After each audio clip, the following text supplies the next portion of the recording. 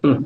Iya mungkin kalau mungkin bisa lihat mungkin kalau itu juga bisa jadi salah satu tanda kali ya small cap-nya mulai naik karena mungkin istilahnya semua saham-saham big caps yang bagusnya itu udah mulai mahal. So basically mereka nyari saham-saham yang boleh dibilang yang lebih smaller dan valuation-nya lebih murah ya. Jadi kalau kita ngeliat sebetulnya dari sisi JCI sendiri berarti valuation-nya sebetulnya udah stretch, dan dari sisi upside catalyst-nya sendiri pun udah makin terbatas lah istilahnya. Jadi masih ada banyak potensial downside risk mungkin in the short term ya. Terutama yang paling krusial, yang paling dekat ini ya mungkin third quarter result, karena itu biasanya menentukan analis itu mereka akan downgrade dia punya earning estimate atau enggak, karena kan analis ini lumayan bullish dari sisi komoditi ya. Jadi ini yang juga ngedongkrak EPS dari JCI itu sendiri. Jadi kalau nanti itu diturunin harusnya EPS-nya bisa turun lumayan signifikan, yang menyebabkan PE JCI-nya itu jadi terlihat cukup mahal ya. Oke, oke. Nah, kalau misalnya menyambung pertanyaan Abdullah nih, ini dia bertanya lebih jauh lagi. Kalau kita tadi ngomong September, ngomongin akhir tahun, dia nanya 2023, gimana nih outlook-nya? Nih, entah lu mau punya kasih nggak, misalnya berapa katanya cukup suram katanya di 2023. I don't know, mungkin lu bisa jelasin nggak target IHSG sendiri untuk akhir 2022 itu berapa dari Star AM, dan mungkin tahun depan growth-nya akan seperti apa gitu. Kalau untuk sampai akhir tahun ini sih kita targetnya tuh sebenarnya di 7.200, itu implying 16 kali PE 2022 ya. Kalau kita ngeliat itu EPS-nya lebih didominate oleh dari sisi bank sama komoditi. Kalau 2023 kita masih belum ada targetnya sih sebetulnya. Cuman kalau kita ngeliat highlight dari 2023, hopefully pertama itu recovery dari sisi ekonomi, dan kita berharap kalau ini tuh bisa tetap nge-boost performance dari GCI. Jadi kalau kita berharap di 2023, apalagi 2024-nya pemilu, sektor-sektor consumer itu harusnya bisa doing quite okay. Mungkin kalau 2023 kalau misalkan geopolitikal udah selesai, commodity price mungkin turun ya, mungkin kayak komoditi kayak coal atau CPO itu harganya akan balik ke normal level lagi. Jadi ya mungkin di 2023 sih lebih mainnya ya mungkin ke consumer, mungkin bank, telco, itu yang mungkin sektor-sektor yang bisa diperhatiin, atau ya mungkin stok-stok yang lebih ke arah renewable energy kali ya. Oh, oke. Renewable energy itu sebenarnya mungkin tertunda aja ya, Pak. Ya, future-nya akan tetap melihat ke sana ya. Nah, that's why mungkin salah satunya ADMR juga naik nih hari ini, lumayan kenceng nih. Beberapa komoditi juga ikut naik karena batu bara kan kemarin sempat spike juga ya, 3%, 4% keluar ya. Oke, bro. Nah, kalau misalnya dari lu sendiri nih di Star AM melihat kondisi seperti ini, oke, IHSG udah mendekati 72, ya kan berarti udah sesuai target akhir tahun lu kan, dan juga mungkin bulan depan September. Nah, lu ada mengadjust atau mengubah komposisi portofolio nggak sih? Mungkin kalau kita sih sebetulnya kalau kita ngelihat kayak sebelum market turun kemarin itu memang our fund manager itu lebih banyak raising cash ya. Cuman kalau misalkan untuk di second half ini ya mungkin kita sekarang lebih ngelihat ke arah-arah stok-stok yang kita tadi saya mention, itu lebih ke arah stok yang kayak defensif.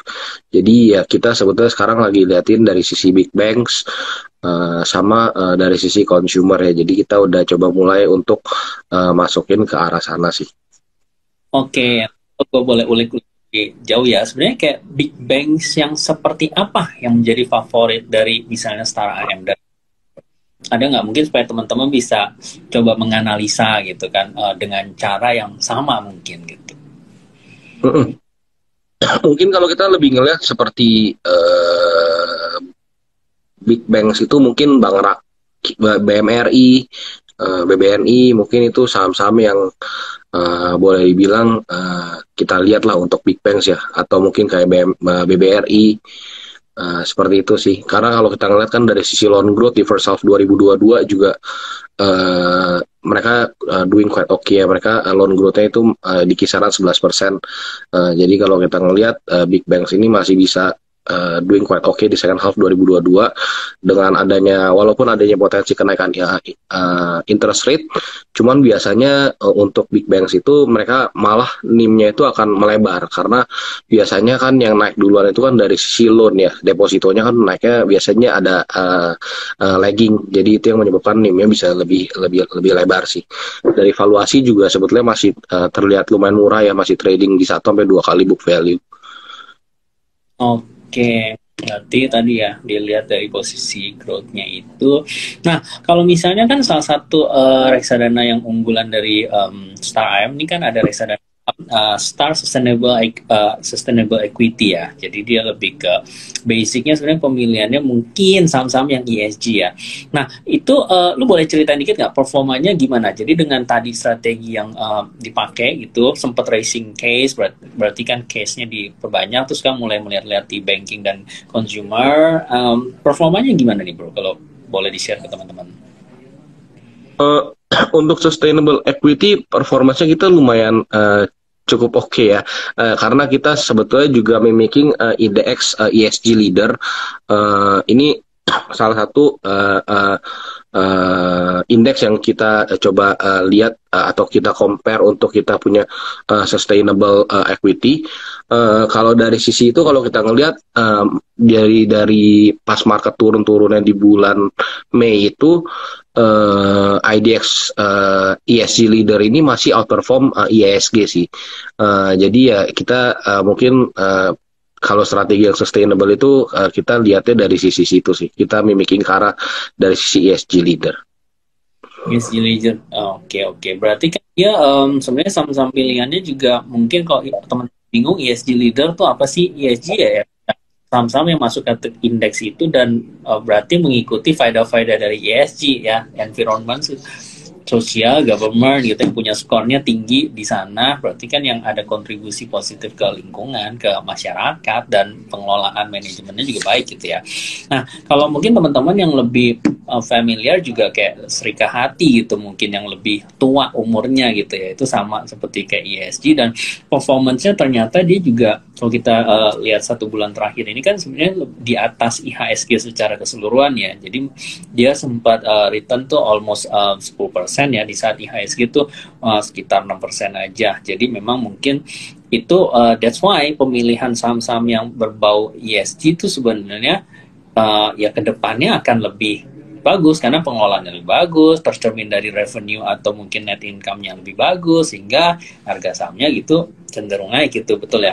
Nah, tapi menurut lu ya bro, kayak ini tuh orang gimana ya, saham-saham tadi kan lu mention satu juga yang renewable gitu ya ke depannya ya. Di kita ini gimana ya, maksudnya supaya orang-orang lebih aware gitu, size-nya kan mungkin pilihannya yang dimaksud renewable tuh, lu boleh kasih contoh nggak, maksudnya ini loh, saham-saham ini loh, ini yang di sektor ini apa, kayak kemarin yang IPO pembangkit listrik tenaga Arko. gitu ya. Tapi kan I don't know that kind of jadi pilihan lu gitu, since lu mengelola dana besar gitu, atau ternyata yang modelnya seperti ini loh gitu, yang bisa masuk di pocket size gua, atau gimana gitu misalnya.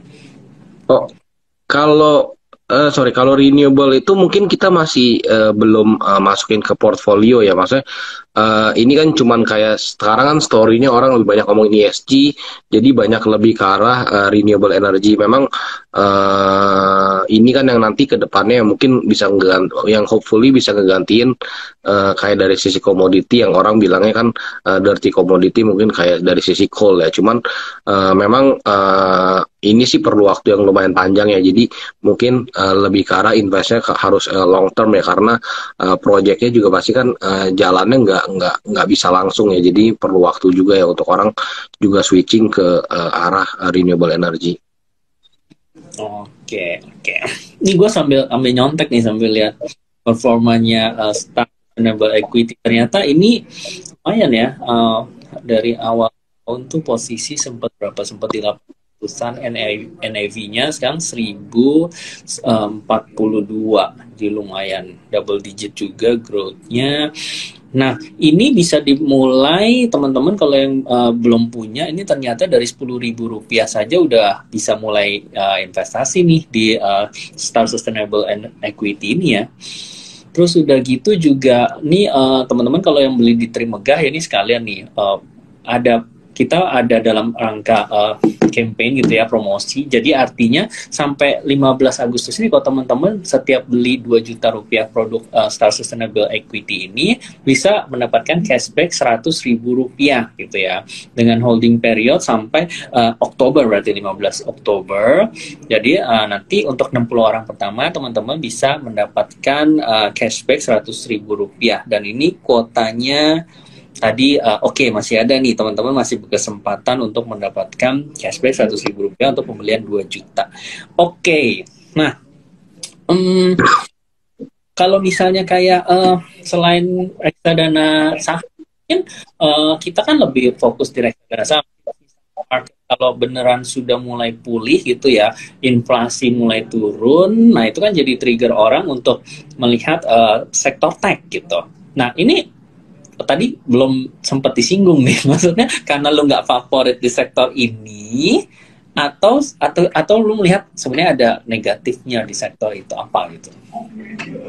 Mungkin pertama kita masih belum terlalu ngeliatin sektor ini ya. Mungkin kalau kita ngeliat kita lebih memilih mungkin ke sektor-sektor di mana yang earnings-nya itu positif ya. Kalau kita ngeliat kan dari sisi Goto itu earnings-nya kan boleh dibilang masih negatifnya lumayan tinggi ya. Terus yang kedua juga kalau dari sisi Bukalapak, walaupun di first half 2022-nya itu resultnya positif, tapi kan itu lebih dari sisi dia punya investment yang di BBHI ya. Jadi adanya capital gain dari sisi sana ya. Cuman dari sisi operasionalnya itu yang sebetulnya masih jadi pertanyaan sih. Jadi kita masih belum terlalu ngeliatin ke arah sana. Kita masih lihat ke arah old economy untuk consumer names sih. Oke, ini aku sambil saham yang termasuk tadi di kategori ESG atau misalnya contoh indeks Serika Hati ini, memang belum ada saham teknologi ya bro ya. Oh kecuali MTech mungkin. Iya, tapi MTech kan juga bukan pure kayak Goto atau Buka ya. Media dia ya mungkin ya. Dia kan ada SCMA-nya juga yang jadi cash cow. Oke, benar-benar mungkin. Nah itu salah satu keunggulan memilih saham-saham ini karena udah kelihatan yang bottom line-nya tuh cukup positif gitu. Berarti yang bisnisnya udah jalan, dan ketika mungkin nanti ada resesi atau ya kasus-kasus seperti kemarin COVID, cash flow-nya bisa tetap positif. Jadi company-nya tetap survive gitu. Mungkin itu dasar pertimbangannya ya. Jadi nggak yang perusahaan startup kan mungkin kita tahu juga di belakangan ini banyak yang collapse kan atau mengurangi tenaga kerjanya. Nah itu yang dihindari, kenapa belum memilih sektor-sektor yang pure teknologi gitu ya bro ya.